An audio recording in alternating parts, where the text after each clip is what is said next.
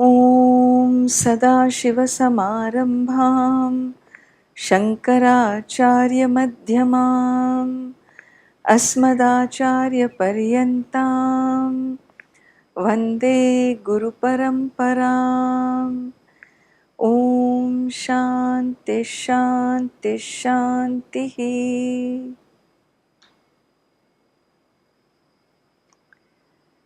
Sadhana Panchakam, verse 2.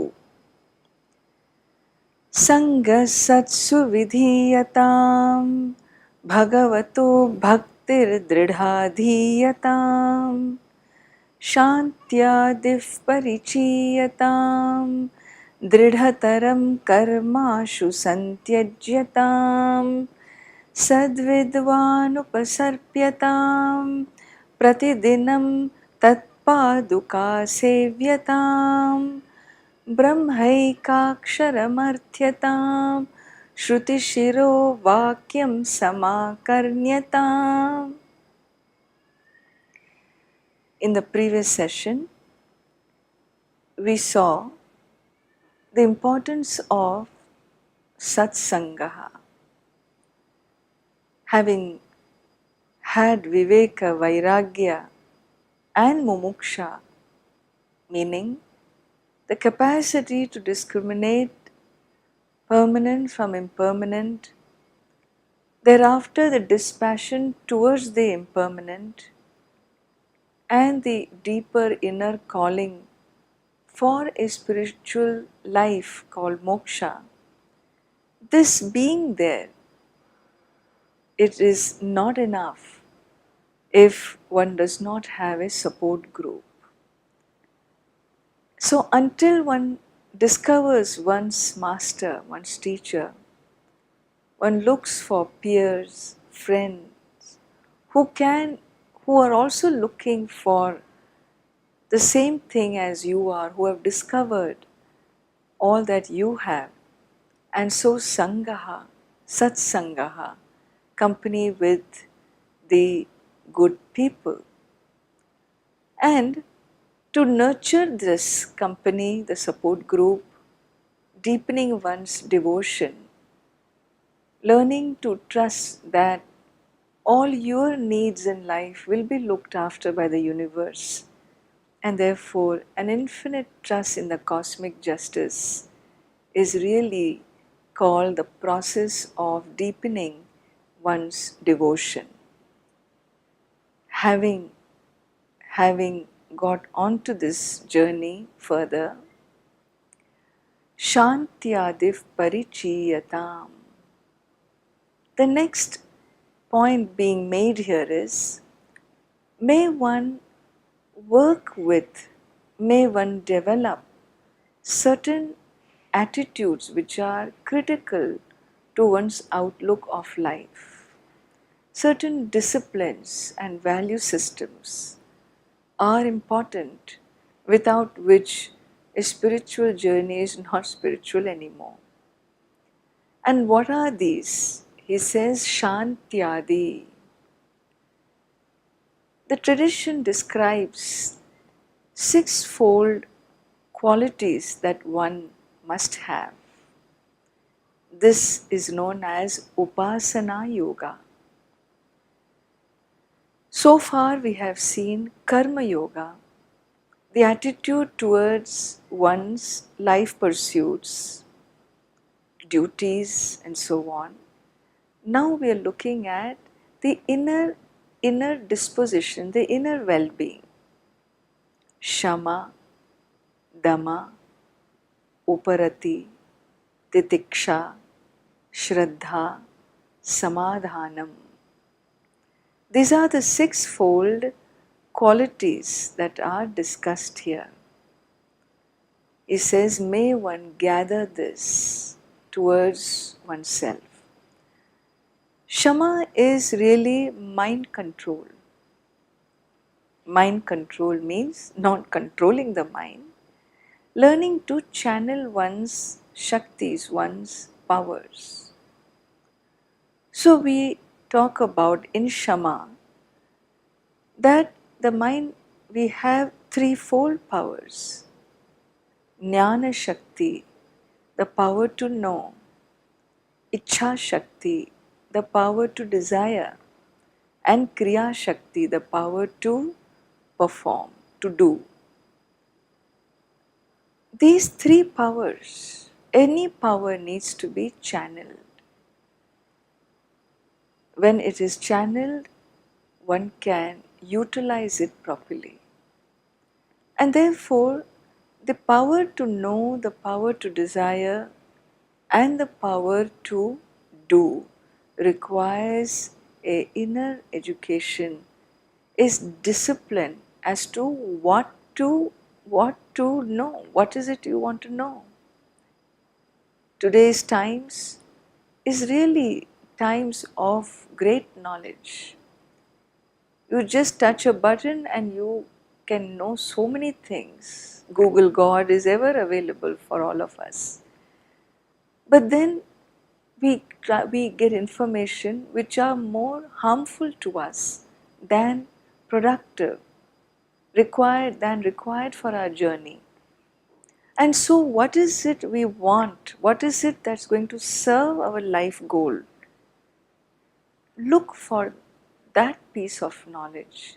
Have the discipline to desire properly.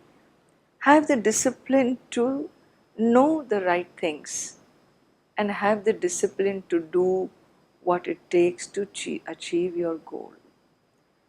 And so here, the capacity to say no to things that will not serve me is a very important quality one needs to cultivate. This is called Shama. The second quality is Dhamma. If at the mental level I do not have the discipline or alertness, then my senses will draw me into disturbing activities. And therefore, Dhamma is sense control. A discipline of sense control is something very common in all the faiths around the world.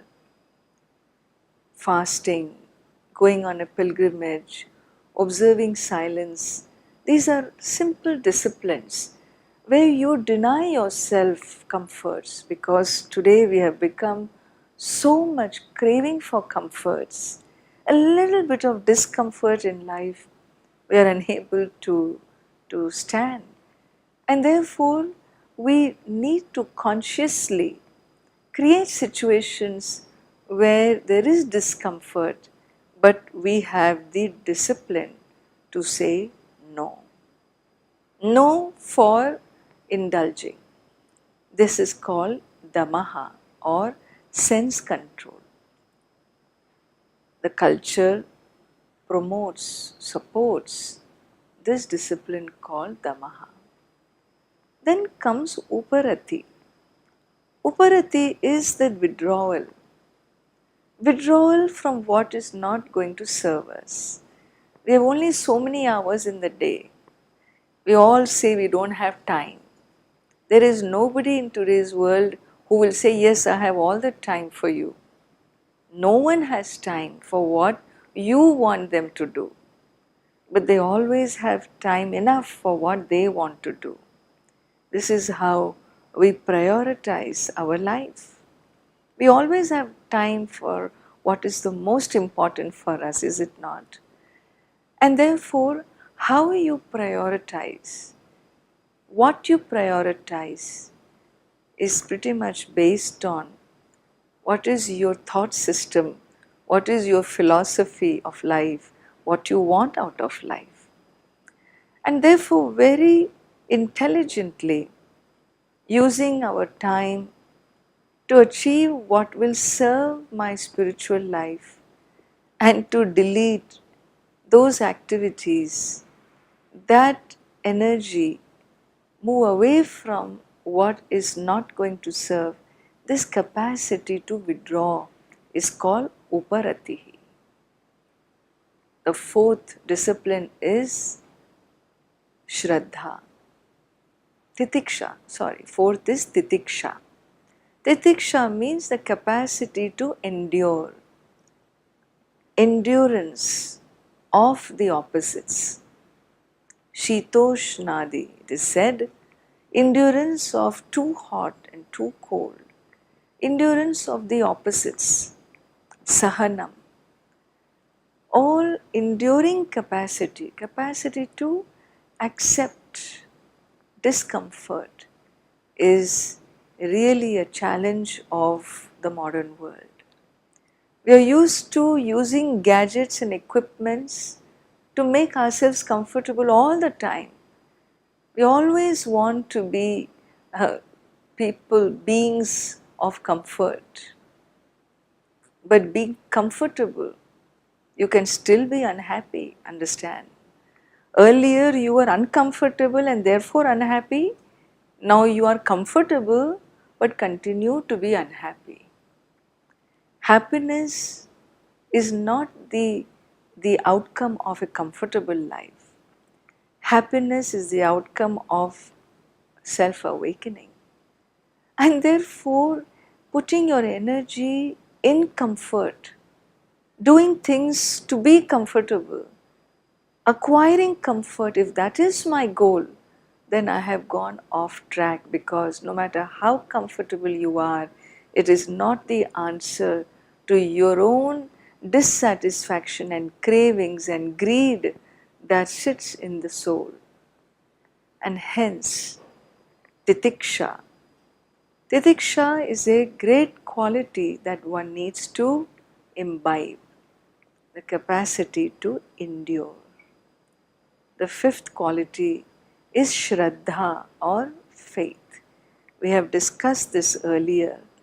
Faith towards the infinite justice of the divine. The last is samadhanam. Hari Om Tat Sat.